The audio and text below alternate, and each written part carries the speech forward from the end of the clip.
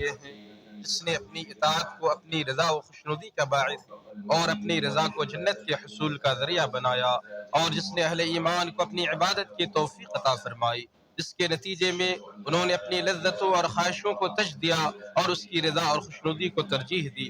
میں اس اللہ کی تعظیم و تکریم بجا لاتے ہوئے گواہی دیتا ہوں کہ اس کے علاوہ کوئی معبود برحق نہیں، وہ تنہا ہے، اس کا کوئی شریک نہیں، اور میں گواہی دیتا ہوں کہ بے شک محمد صلی اللہ علیہ وسلم اس کے بندے اور رسول ہیں، اور ان کی ذات ہمارے لیے باعتبار امام و رہنما کافی ہے۔ اللہ تعالیٰ ان پر، ان کی آل اور ان کے تمام ساتھیوں پر بہت زیادہ درود و سلام نازل فرمائے۔ حمد و صلات کے بعد سب سے بہترین کلام اللہ کا کلام ہے، سب سے بہترین طریقہ ہمارے نبی محمد بن عبداللہ صلی اللہ علیہ وسلم کا طریقہ ہے۔ سب سے بدترین امور نئے ایجاد کردہ امور ہیں، اور ہر بدعت گمراہی ہے، اور ہر گمراہی جہنم میں لے جانے والی ہے۔ اللہ کے بندو، میں آپ تمام کو تقوی الہی اختیار کرنے کی وصیت کرتا ہوں۔ رب العالمین نے اگلے رجوع اور توبہ کرنے کا مہینہ ہے، اخلاص و للہیت، خشوع و خضوع اور رکوع و سجود کا مہینہ ہے، روزے اور قیام کا مہینہ ہے، احسان و بھلائی اور تلاوت قرآن کا مہینہ ہے۔ اب اس کے رخصت ہونے کا وقت آن پہنچا ہے، اس میں سے اب بالکل معمولی وقت رہ گیا ہے، وہ ہمیں الوداع کہنے ہی والا ہے اور ہم سے رخت سفر باندھنے ہی والا ہے۔ اے کاش ہمیں معلوم ہو جائے کہ کامیاب کون ہے تو ہم اسے مبارکباد دیں، اور ناکام و نامراد کون ہے تو ہم اس سے تعزیت کریں۔ اے اللہ کے بندو، اسے خوب غنیمت جانو، اس سے فائدہ اٹھانے میں جلدی کرو، جو ایام باقی رہ گئے ان سے خوب فائدہ اٹھاؤ، توبہ و استغفار کرنے میں جلدی کرو، اور اپنے پروردگار کی مغفرت اور اس جنت کی طرف دوڑو جس کی چوڑائی آسمان و زمین کے برابر ہے، اور جسے متقی لوگوں کے لیے تیار کیا گیا ہے۔ سنو، اعمال کا دار و مدار خاتمے پر ہے، لہذا خوب محنت کرو، اب تو چند ہی دن رہ گئے ہیں اور چند گھڑیاں ہی باقی رہ گئی ہیں۔ تکان اور پریشانی تو دور ہو جائے گی، البتہ اجر و ثواب باقی رہ جائے گا۔ اب کچھ ہی دن باقی ہیں، اس کے اوراق بند ہونے کو ہیں، اور اس کے اعمال ختم ہونے پر ہیں۔ کامیاب ہونے والوں کی سعادت کا کیا کہنا، جبکہ نامرادوں کا خسارہ و نقصان، کوتاہی کرنے والوں کی ہلاکت و بربادی، نامرادوں کی حسرت اور غافلوں کی مصیبت کس قدر بھیانک ہے۔ ایک دن رسول اللہ صلی اللہ علیہ وسلم منبر پر چڑھے، جب پہلے زینے پر چڑھے تو کہا آمین، پھر جب دوسرے زینے پر چڑھے تو کہا آمین، پھر جب تیسرے زینے پر چڑھے تو کہا آمین، پھر فرمایا میرے پاس جبریل علیہ السلام آئے اور کہا اے محمد، جس نے رمضان کا مہینہ پایا اور اس کی معافی نہیں ہوئی تو اسے اللہ اپنی رحمت سے دور کر دے، تو میں نے آمین کہا۔ پھر انہوں نے کہا جس نے اپنے والدین یا دونوں میں سے کسی ایک کو پایا اور ان کی خدمت نہ کرنے کے سبب جہنت میں داخل ہوا تو اسے بھی اللہ اپنی رحمت سے دور کر دے، تو میں نے آمین کہا۔ پھر جبریل نے کہا جس کے پاس میرا ذکر ہو اور مجھ پر درود نہ پڑھے تو اللہ اسے بھی اپنی رحمت سے دور کر دے۔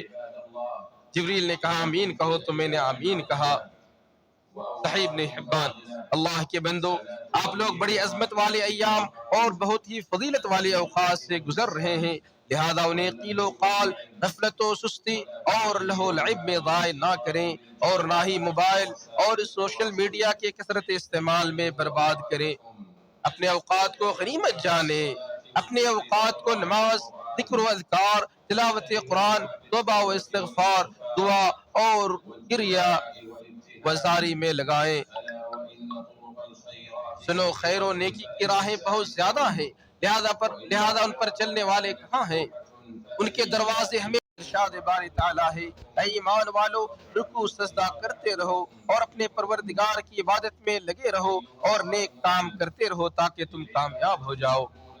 روزے دار بھائیو، جو عبادت قبول ہوتی ہے اس کا ایمان پر بڑا اثر ہوتا ہے، دل اور باطن میں اس کا اثر یہ ہے کہ اس سے نیت کی اصلاح ہوتی ہے، نفس کا تزکیہ ہوتا ہے، اسی طرح اس سے تقوی، اخلاص و للہیت اور خشوع و خضوع پیدا ہوتے ہیں۔ اعضاء و جوارح پر اس کا اثر یہ کہ انسان گناہوں سے اور حرام کردہ چیزوں سے باز رہتا ہے، نیز نیکی اور اطاعت کے کاموں پر مواظبت اور ہمیشگی اختیار کرتا ہے۔ نماز کے بارے میں ارشاد باری تعالیٰ ہے یقین نماز بے حیائی اور برائی سے روکتی ہے، اور روزے کے بارے میں ارشاد فرمایا اے ایمان والو، تم پر روزے فرض کر دیے گئے ہیں جیسا کہ تم سے پہلے لوگوں پر بھی فرض کیے گئے تھے، اور اس کا مقصد یہ ہے کہ تم میں تقوی پیدا ہو۔ لہذا اپنے تمام اعمال میں اللہ کی نگرانی کا احساس اپنے دل میں قائم رکھو، کیونکہ اللہ تعالیٰ تمہاری شکلوں اور صورتوں اور تمہارے جسموں کو نہیں دیکھتا، بلکہ تمہارے دلوں اور اعمال کو دیکھتا ہے۔ کتنے روزے دار ایسے ہیں جنہیں روزے سے سوائے پیاس، بھوک اور تکان کے کچھ نہیں ملتا، اور کتنے ہی قیام کرنے والے ایسے ہیں جنہیں شب بیداری اور تھکاوٹ کے سوا کچھ حاصل نہیں ہوتی۔ ہم اللہ سے سلامتی اور عافیت کے طلبگار ہیں۔ اے لوگوں، بے شک اعمال کی قبولیت کی علامتوں میں سے یہ ہے کہ ہماری حالت پہلے کی بنسبت بہتر ہو جائے اور نیک اعمال اور توبہ پر استقامت حاصل ہو جائے۔ لہذا اللہ تعالیٰ کو خیر و نیکی کا کام کر کے دکھاؤ اور اللہ کو قرض حسنہ دو۔ ارشاد باری تعالیٰ ہے، اور جو بھی بھلائی تم اپنے لیے آگے بھیجو گے تو اسے اللہ کے ہاں اس حال میں موجود پاؤ گے کہ وہ اصل عمل سے بہتر اور اجر کے لحاظ سے بہت زیادہ ہوگی، اور اللہ سے معافی مانگتے رہو۔ اللہ یقیناً بخشنے والا اور رحم کرنے والا ہے۔ ہموار کیا جس نے اپنی طرف رجوع کرنے والوں کے لیے بہترین آرام گاہ اور ٹھکانہ بنایا، اور اس کے لیے گھنا سایہ تیار کیا۔ جو اپنی زندگی عبادت و ریاضت میں گزارے تو اب جو چاہے سو اپنے رب کی طرف جانے کا راستہ اختیار کر لے۔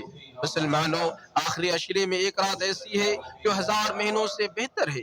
اس میں رحمتیں نازل ہوتی ہیں، دعائیں قبول ہوتی ہیں، خطائیں درگزر ہوتی ہیں اور گناہ معاف ہوتے ہیں۔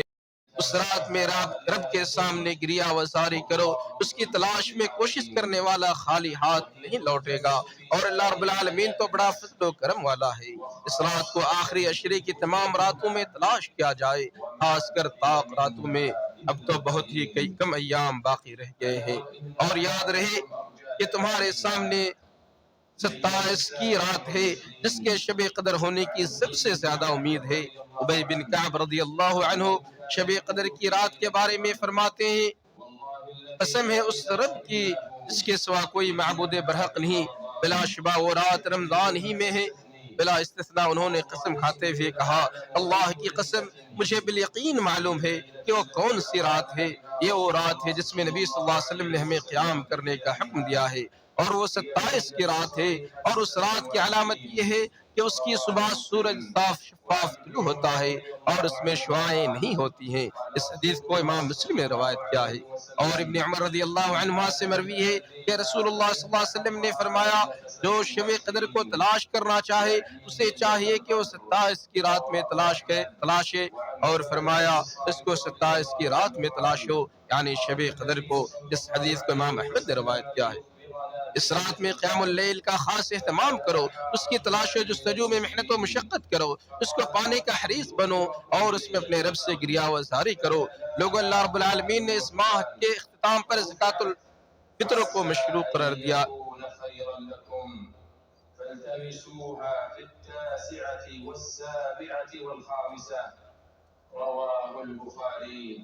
محنت و مشقت کرو، اللہ رب العالمین ہم سب کو مقبولین میں سے بنائے۔ اے لوگوں، اللہ رب العالمین نے اس ماہ مبارک کے اختتام پر زکوٰۃ الفطر کو مشروع قرار دیا ہے۔ یہ ہر اس مسلمان پر واجب ہے جس کے پاس عید کے دن اور اس کی رات اپنے اور اپنے اہل و عیال کے ضروری اخراجات کے بعد فطرانہ کے برابر اشیاء موجود ہوں۔ یہ ہر مرد و عورت، خواہ وہ بڑا ہو یا چھوٹا، مالدار ہو یا غریب، سب پر واجب ہے۔ ہر مسلمان اپنی طرف سے اور ہر اس آدمی کی طرف سے نکالے گا جس کی وہ کفالت کر رہا ہے۔ صدقۃ الفطر کا مستحق وہی ہے جو فرض زکوٰۃ کا مستحق ہے۔ اس کی مقدار گیہوں یا کھجور یا جو یا کشمش یا گندم یا پنیر یا اس کے قائم مقام جو کچھ بھی ملک کے لوگوں کی خوراک ہو اس میں سے ایک سا ہے، جیسے چاول اور گیہوں، اور سا ایک ایسا پیمانہ ہے جس سے حجم کی پیمائش کی جاتی ہے، نہ کہ وزن کی۔ عبداللہ بن عمر رضی اللہ عنہ سے مروی ہے کہ نبی صلی اللہ علیہ وسلم نے ماہ رمضان میں زکوٰۃ الفطر ہر مسلمان پر، آزاد ہو یا غلام، مرد ہو یا عورت، چھوٹا ہو یا بڑا، ایک سا کھجور یا جو سے فرض قرار دیا ہے۔ اس حدیث کو امام مسلم نے روایت کیا ہے۔ اللہ کے بندو، اللہ رب العالمین نے صدقہ فطر کو اس لیے مشروع کیا ہے تاکہ وہ روزے داروں کے لغو کاموں اور گناہوں کا کفارہ ہو، مسکینوں کا کھانا مہیا ہو اور عید کے دن غریبوں کی دلجوئی ہو۔ صدقہ فطر ماہ رمضان کے آخری دن سورج غروب ہوتے ہی واجب ہو جاتی ہے۔ سنت یہ ہے اسے عید کے دن نماز کے لیے جانے سے پہلے ادا کر دیا جائے، اور عید سے ایک دن یا 2 دن پہلے بھی نکالنا جائز ہے، اور بلا عذر عید کی نماز کے بعد اسے مؤخر کرنے والا گنہگار ہوگا، لیکن اسے ہر حال میں ادا کرنا ضروری ہے۔ ابن عباس رضی اللہ عنہ بیان فرماتے ہیں کہ رسول اللہ صلی اللہ علیہ وسلم نے صدقہ فطر کو فرض قرار دیا ہے تاکہ روزے داروں کے لیے لغو اور بےہودہ اقوال و افعال سے روزے داروں کی پاکیزگی ہو جائے اور مسکینوں کو کھانا مل جائے۔ چنانچہ جس نے اسے نماز سے پہلے ادا کر دیا تو یہ ایسی زکوٰۃ ہے جو قبول کر لی گئی، اور جس نے اسے نماز کے بعد ادا کیا تو یہ عام صدقات میں سے ایک صدقہ ہے۔ ابو داؤد نے اسے روایت کیا ہے۔ اللہ تعالی ہمیں اور آپ کو ان کاموں کی توفیق عطا کرے جنہیں وہ پسند فرماتا ہے اور جن سے وہ راضی ہوتا ہے۔ اللہ تعالی ہمارے اور آپ کے نیک اعمال کو قبول فرمائے، ہمیں اور آپ کو ان لوگوں میں سے بنا دے جو مکمل بات سن کر ان میں بہترین باتوں پر عمل کرتے ہیں۔